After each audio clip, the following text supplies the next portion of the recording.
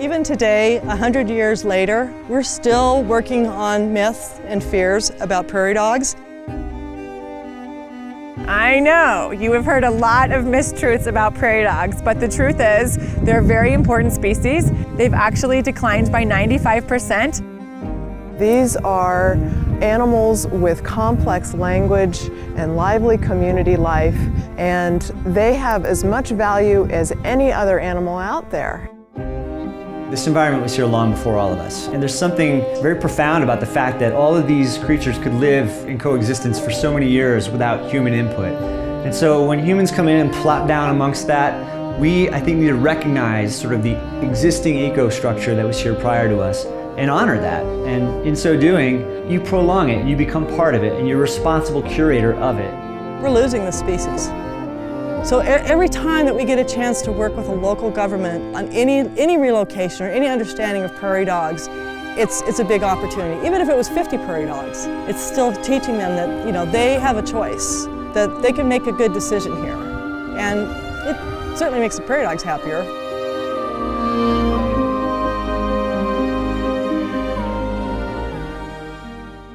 My name is Helen Taylor. I am the founding member of the Fort Collins Prairie Dog Relocation Group, which is really just a group of citizens who came together in an effort to try to save a prairie dog colony that we saw was in the path of development. When I saw the development sign go up on the property, I knew what was going to happen, and it really bothered me. So I contacted the developer, who seemed open to trying to find a non-lethal solution for these prairie dogs. My name is Brian Simpson. I am the PR director here at New Belgium Brewing Company. We are a producer of beer, obviously, but we're very tied to the earth. You know, we're an agrarian product.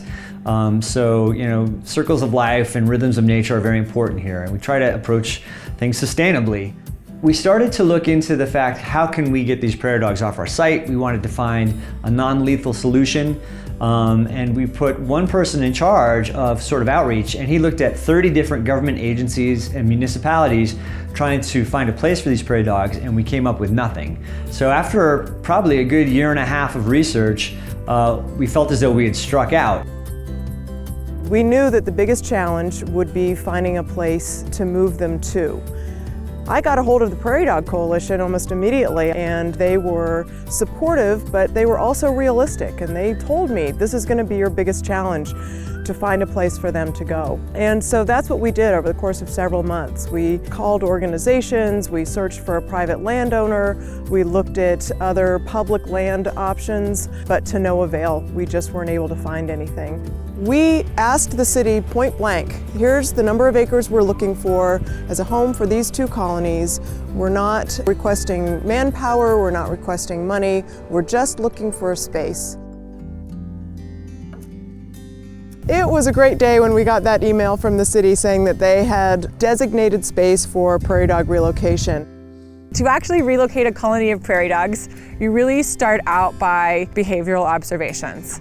And so your behavioral observations will indicate to you how many prairie dogs you have to move, how many are in each family group. Black-tailed prairie dogs are the most highly social out of all species, and so the way that I have successful translocations is by making sure their families are grouped up together. I will look at what's called a take site. I will duplicate that as a mirror image on the release site. So not only are prairie dogs relocated with their exact coterie family members, they're also relocated adjacent to their neighbor. By keeping that transition there like that, I think that's what helps with translocating black-tailed prairie dogs. You look at your release site and say, okay, how many natural burrows do I have that I can put these family into, and how many do I need to create? In this case, we had both. We had natural burrows that we were able to release back into, and then we augmented our release site with artificial burrows.